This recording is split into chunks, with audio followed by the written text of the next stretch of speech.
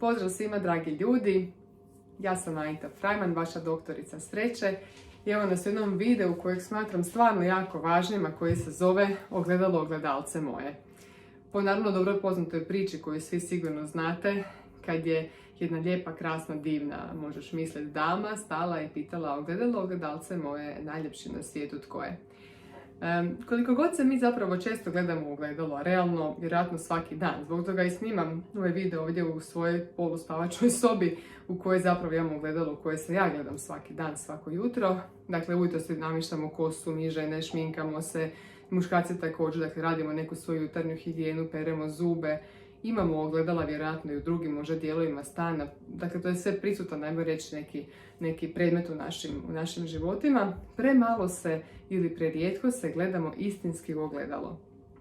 Znam da ovo možda zvuči kao neki trivialni i jeftini savjet, ali to je doista toliko bitno. Jer vaš život je u vašim rukama i ako se vi nemate snage, hrabrosti ili što god, vremena pogledati istinski, iskreno u svoje ogledalo, sami sebe izanalizirati, nitko drugi to ne može napraviti za vas. Sve i da hoće, on to ne može napraviti jer taj dio doista morate napraviti sami vi. Dakle, sljedeći put kad budete stali pred ogledalo, pokušajte pogledati sebe istinski. Kaže se da su oči ogledalo duše, pa probajte se smiriti i istinski se pogledati ne samo u oči, nego kroz oči u dubinu svoje duše. Pokušajte vidjeti koje stvari si zamjerate, zbog čega te smatrate sami sebe nedostatnima, nevrijednima, zbog čega mislite da možda da niste zaslužili neke stvari koje vam se događaju, da niste zaslužili ljubav, da niste zaslužili neku sreću, radost, dobre stvari koje se mogu dogoditi.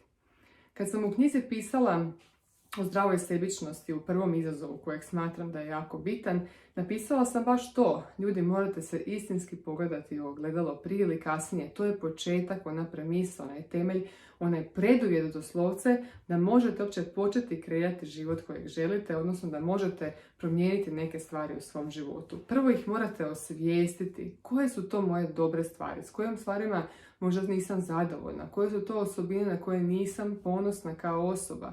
Prvi korak je to osvještavanje. To je, ljudi, najteži korak. Dakle, fizički je najlakše stati pred ogledalo, totalno je besplatno, dakle imate svoje malo veliko ogledalce. Dakle, to nije problem, resurse vjerojatno već imate. Ali problem je taj dio suočavanja samim sa sobom kad trebate stati, nešto si reći, iskreno evaluirati kog ja lažem. Nisam realno zadovoljna s tim i tim u svom životu. Zašto si kompliciram sama sebi tu situaciju? Pa onda pokušajte naći dobre stvari. Realno ja sam takva i takva osoba, odgovorna sam, kreativna sam, vrijedna sam, poštena sam. Pa daj nek se te moje osobine rasplamsaju. Posebice je komplicirano ljudima doći pred ogledalo i reći volim te. Dakle, sami sebi reći da se volite. Onom unutarnjem djetetu kojeg je danas konačno i psihologija potvrdila da postoji unutar svakoga od nas, trebamo reći da ga volimo. Trebamo potaknuti tu neku pozitivnu energiju koja je u nama, a koju smo zaboravili da postoji, zato što smo jako odrasli, jako smo ozbiljni, bavimo se pametnim stvarima i ne možemo se više baviti sa dječjim glupostima i biti u sadašnjem trenutku. Mi smo odgovorni, ozbiljni, moramo biti jako ozbiljni, ne smijemo se smijati, život je jedna ozbiljna stvar. Život je dakle ono, znate to sigurno i sami, kako što se vi od njega napravite. Pa ako gledate na život kao na ozbiljnu stvar, tako će vam i biti. Ako pokušate, bez obzira na situaciju koju imate, bez obzira na ono trenu u kojem se nalazite i svim onim stvarima koje niste zadovoljni, ipak pokušate naći neku pozitivnu stvar i za nju se zakačite, vama će naravno život biti jednostavniji. Ljudi moji, svi imaju problema, svi imaju neke izazove. Dakle, niste samo vi, i ja ih imam naravno, niste samo vi ti koji imate određeni problem. Ima puno ljudi koji vjerojatno imaju goru situaciju nego što ste vi. Pitanje je samo koliko ćemo dugo imati to reflektorno razdoblje, odnosno dozvoliti nekim emocijama koje su se dogodile da na nama djeluju, da nas ne daj Bože preuzmu i da u njima ostanemo kao neki ljudi zatočeni ako po nekoliko mjeseci, a možda i godina. Preduvjet za poboljšanje, preduvjet za napuštanje zone komfora, preduvjet za ohrabrivanje sami sebe, za osnaživanje, za učiniti promjenu bilo kakve vrste u životu je stanite pred ogledalo, pogledajte se iskreno. Vaša duša zna, vi točno znate šta je u skladu s vama, šta nije u skladu s vama, gdje trebate biti, što trebate raditi, s čim niste zadovoljni. Možete to kasnije zapisati ili ne morate, ali dovoljno je da krenete sa malim koracima. Ako ništa drugo, pokušajte danas kad budete prali svoje zube ujutro ili navečer, kada gledate video, pogledajte se, reci neku pohvalu, reci neku lijepu riječ, ti si super osoba, ti si vrijedna. Nemojte govoriti nešto u što stvarno ne vjerujete. Ako se smatrate da niste lijepa osoba, iako je ljepota je zaista diskutabilna, ali recimo, smatrate da niste lijepi, nemojte shvatiti ti si najljepša, ti si najkrasnija, jer zapravo vaš um s tim ne rezonira. Probajte se reći ti si vrijedna osoba, ti si pametna osoba. Dakle, stvarno neku stvar u koju vi već sad vjerujete na nekoj razini, ali ste ju malo zaboravili. Poigrajte se malo sami sa sobom, poigrajte se malo s tim svojim unutarnjim djetetom. Poslušajte šta vam to dijete ima za reći.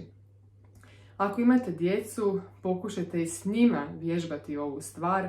Ja često znam sa sinom uzeti ogledalo, stanemo zajedno pred njega, onda mu pričamo. Ja sam pametan, ja sam vrijedan, ja sam sposoban, ja sam vrijedan pažnje, ja sam inteligentan, dobar prijatelj. Dakle, dijete samo zapravo zaključuje što bi sve mogao sam sebi reći, kako bi mu život bio bolji i kako bi na drugačiji način kreirao svoju stvarnost i realnost u kojoj živi.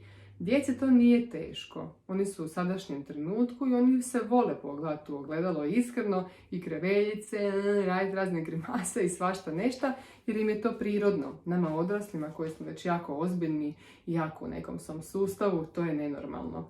Izazivam vas ljudi da probate napraviti ovu stvar, da stanete pred svoje ogledalce moje i da mu kažete najljepši na svijetu tko je. Ja sam najljepša na svijetu i najljepši. Svako od vas treba to pokušati sam sebi reći, pa to najljepše ne mora biti ljepota izvana, nego to može biti ona ljepota iznutra. I treba biti da volite sebe kao jedno duhovno biće, kao jednu svijest, kao nekog ko je došao pomoći drugim ljudima napraviti ovdje promjenu i igrati sretno i radosno ovu igru koju smo nazvali život. Veliki pozdrav svima i ne zaboravite na svoja krasna, slatka ogledalca.